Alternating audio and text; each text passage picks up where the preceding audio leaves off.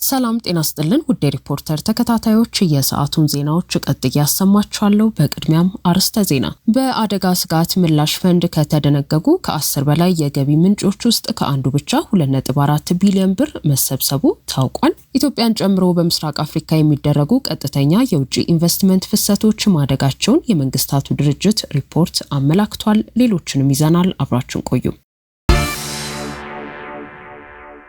በኢትዮጵያ አደጋ ስጋት ስራ አመራር አዋጅ መሰረት ለተቋቋመው የአደጋ ስጋት ምላሽ ፈንድ ከተደነገጉ ከ10 በላይ የገቢ ምንጮች ውስጥ ከአንዱ ብቻ 2.4 ቢሊዮን ብር መሰብሰቡ ታወቀ። በኢትዮጵያ አደጋ ስጋት ስራ አመራር አዋጅ ቁጥር 1386/2017 መሰረት በቅድመ አደጋ፣ በአደጋና በድህረ አደጋ ወቅቶች ለሚወሰድ የአደጋ ስጋት ቅነሳ ምላሽና መልሶ ማቋቋም ይውላል የተባለ የአደጋ ስጋት ምላሽ ፈንድ መቋቋሙ ይታወሳል። በሀገር በቀል አቅም ዜጎች፣ ማህበረሰብና ተቋማት እርስ በርስ በመደጋገፍ የአደጋ ስጋትን የመከላከል፣ የማቅለል፣ የዝግጁነት፣ የምላሽ፣ የማገገምና በተሻለ ሁኔታ መልሶ ማቋቋም ላይ ማህበራዊ ኃላፊነታቸውን እንዲያበረክቱ ማስቻል የፈንዱ ዓላማ መሆኑ በአዋጁ ተመላክቷል።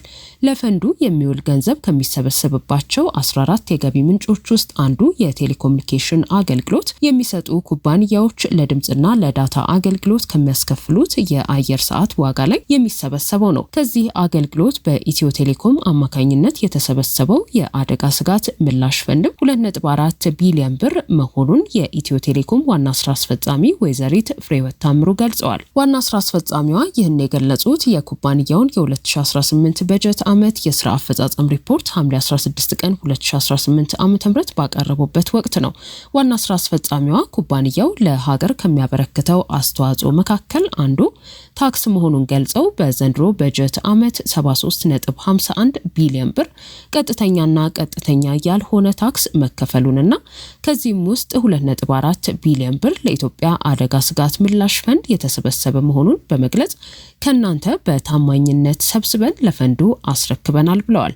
ለፈንዱ ከሀገር ውስጥ የሀብት ማሰባሰቢያ ስልቶች ተብለው በአዋጁ ከተለዩት ውስጥ ባንኮችና አነስተኛና ጥቃቅን የፋይናንስ ድርጅቶች ከሚሰጡት የብድር መጠን የሚታሰብ የዲጂታል ባንኪንግ አገልግሎት ተጠቃሚዎች ከሚከፍሉት የአገልግሎት ክፍያ የሚታሰብና የኢንሹራንስ ኩባንያዎች ለሚሰጡት አገልግሎት ከሚሰበስቡት የፕሪሚየም ክፍያ ላይ የሚከፈለው ይገኝበታል። ከበረራ ትኬት ሽያጭ፣ ከፓስፖርትና ቪዛ አገልግሎት ክፍያ፣ የነዳጅ አቅራቢ ድርጅት ከሽያጭ ከሚያገኘው ገቢ፣ ማንኛውም የንግድ ፈቃድ በሚያወጣበትና በሚታደስበት ጊዜ በቁርጥ የሚታሰብ እንዲሁም ለፌዴራል ሰነዶች ማረጋገጫና ምዝገባ አገልግሎት ከሚከፈለው የአገልግሎት ዋጋ ላይ የሚታሰበው ይገኙበታል። ፈንዱን የሚያስተዳድረው የአደጋ ስጋት ስራ አመራር ኮሚሽን የኦዲት ሪፖርቱን የበጀት ዓመቱ በተጠናቀቀ በ4 ወራት ውስጥ ተጠሪ ለሆነለት ለሕዝብ ተወካዮች ምክር ቤት ማቅረብ እንዳለበት ደንግጓል። የፈንዱ በጀት ዓመት የመንግስት የበጀት ዓመት እንደሚሆን በአዋጁ መደንገጉን በማስመልከት ሪፖርተር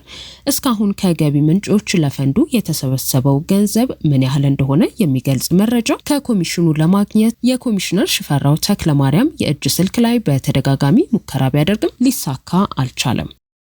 የእምቦጭ አረም በከፍተኛ ሁኔታ መስፋፋትን ተከትሎ ጣና ሐይቅ ከባድ ስነ ምህዳራዊ ቀውስ ሊገጥመው እንደሚችል ባለሙያዎች አስጠነቀቁ።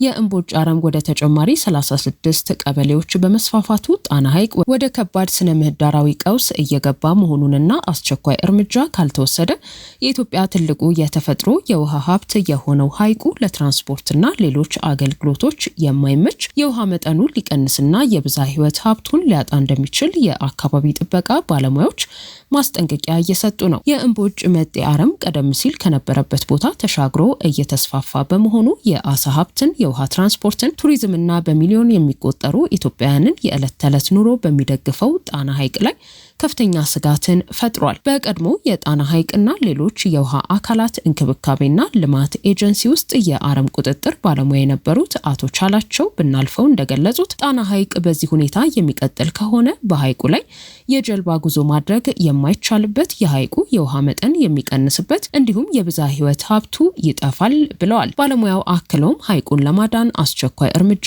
ያስፈልጋል ሲሉ አሳስበዋል። ባለሙያው እንደሚያስረዱት እምቦጭ አረሙ ከምስራቃዊ የሐይቁ ዳርቻ ወደ ምዕራባዊ ክፍል በመስፋፋት አሁን ላይ ተጨማሪ 36 ቀበሌዎችን አዳርሷል። የማያቋርጥ ክትትልና ዘላቂ የማስወገድ ጥረት ካልተደረገ አረሙ አብዛኛውን የጣና ሐይቅ ዳርቻዎች ሊሸፍን እንደሚችል አስጠንቅቀዋል። ለእምቦጭ አረም እንደገና ማንሰራራት በቅርብ ዓመታት ውስጥ የአረም ቁጥጥር ስራዎች መዳከማቸውንና እየጨመረ የመጣውን የአካባቢ ብክለት እንደ ምክንያት የጠቀሱት አቶ ቻላቸው በተጨማሪም በሐይቁ ዳርቻ የሚገኙ ሆቴሎች የሚያስወግዱት ያልተጣራና በካይ ነገሮች የአረሙን መስፋፋት እንደሚያፋጥነው ገልጸዋል።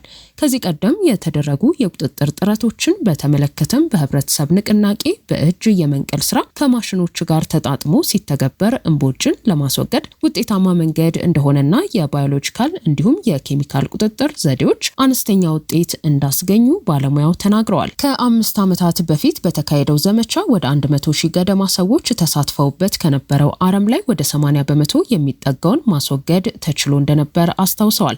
የአማራ ክልል የአካባቢ ጥበቃ ባለስልጣን የተባይ ቁጥጥር ባለሙያ የሆኑት አቶ ጋሻው መሳፍንት እንደተናገሩት የቀድሞ የጣና ሐይቅና ሌሎች የውሃ አካላት ጥበቃና ልማት ኤጀንሲ ከአካባቢ ጥበቃ ባለስልጣን ጋር የተቀላቀለው የአካባቢ ጥበቃ አስተዳደርን ለማቀላጠፍና የተደራረቡ ተቋማዊ ኃላፊነቶችን ለማስወገድ ነው። በሐይቁ ምዕራባዊ ክፍል ከፍተኛ የአረም መስፋፋት እያጋጠመው መሆኑን የተናገሩት አቶ ጋሻው በጣና ሐይቅና ገባሪ ወንዞቹን ከብክለት ለመጠበቅ የተዘጋጀው የባፈር ዞን ረቂቅ መመሪያ ገና እንዳልጸደቀ ተናግረዋል። የክልሉ ቢሮ የበጀት እጥረት፣ የማሽነሪዎች አለመሟላት፣ የነዳጅና የጥገና ችግሮች፣ የጣና ሐይቅ የባፈር ዞን መመሪያ መዘግየት፣ ድክመት ያለበት የህግ ማስከበር፣ የተቋማት አቅም ክፍተትና ባለድርሻ አካላት መካከል ያለው ደካማ ቅንጅት እምቦጭ አረምን ለመቆጣጠር ዋነኛ እንቅፋቶች እንደሆኑ ተለይተዋል። ባለሙያዎች እምቦጭ አረምን በጊዜያዊ ዘመቻዎች ብቻ መቆጣጠር የማይቻል እንደሆነና ዘላቂነት ያለው ክትትልና የማህበረሰብ እንዲሁም የተቋማት ቁርጠኝነትን እንደሚጠይቅ ተናግረዋል። የአማራ ክልል የአካባቢ ጥበቃ ባለስልጣን በበኩሉ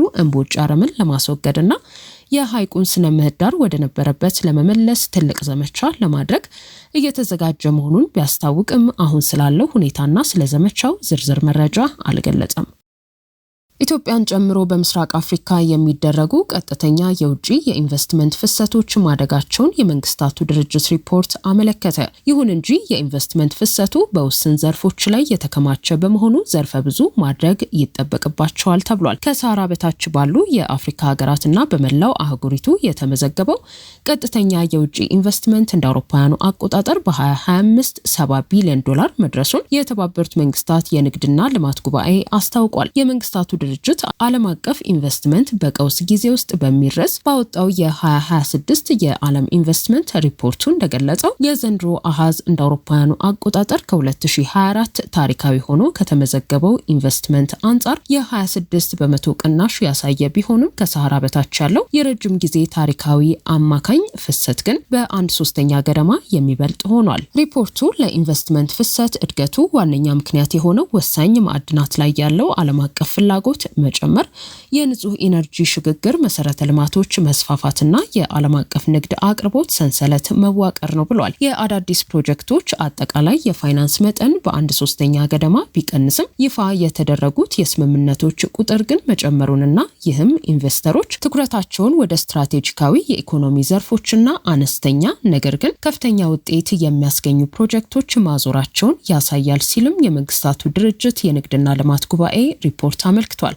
በሳህራ በታች ባሉ ታዳጊ ሀገራት ከጠቅላላው ኢንቨስትመንት $33 ቢሊዮን መሳብ የቻሉ ሲሆን የካፒታል ፍሰቱ በዋናነት ለዓለም አቀፍ የባትሪና የኤሌክትሪክ ተሽከርካሪዎች አቅርቦትና ንግድ መሰረታዊ ፍላጎት በሆኑት የመዳብ፣ ኮባልት፣ ሊቲየምና ማንጋኔዝ ማዕድናት ገቢ ላይ ያተኮረ ነበር። ከምዕራባዊ ዓለም የመጡ ኢንቨስተሮች ቁጥር አነስተኛ መሆኑንና ሌሎች ኢንቨስተሮች ኢንቨስትመንቱን በግንባር ቀደምትነት የመሩት ሲሆን በተለይም የፋርስ ባህረ ሰላጤ ትብብር ምክር ቤት ሀገራትና የምስራቅ እስያ መንግስታዊ የኢንቨስትመንት ፈንዶች በንጹህ ኢነርጂ አውታሮች፣ በወደብ ሎጂስቲክስና በኢንዱስትሪ ማቀነባበሪያ ማዕከላት ላይ በስፋት ተሰማርተዋል ተብሏል። የምስራቅ አፍሪካ ሀገራትን በተመለከተም በኢትዮጵያ፣ ኬንያና ኡጋንዳ የሚገኙ የቴክኖሎጂና የሎጂስቲክስ መስመሮች አሁንም ዘላቂ የካፒታል ፍሰት እያገኙ ይገኛሉ። ይህም አጠቃላይ የማክሮ ኢኮኖሚ ተደራሽነት ችግሮችና ከፍተኛ የብድር ወጪዎች ባሉበት ወቅት እንኳን የምስራቅ አፍሪካን ማዕከላት በእድገት በሂደት ላይ ባሉ ዓለም አቀፍ የንግድ መድረኮች ውስጥ ተወዳዳሪ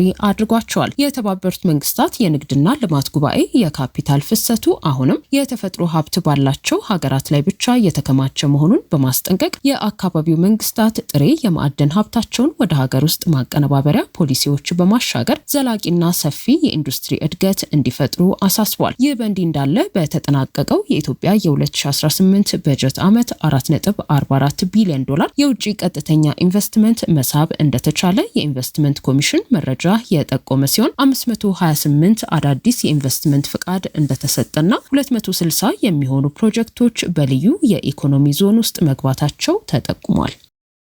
ውድ ሪፖርተር ተከታታዮች የሰዓቱ ዜናዎቻችን እነዚህ ነበሩ። ስላደመጣችሁን ከልብ እናመሰግናለን።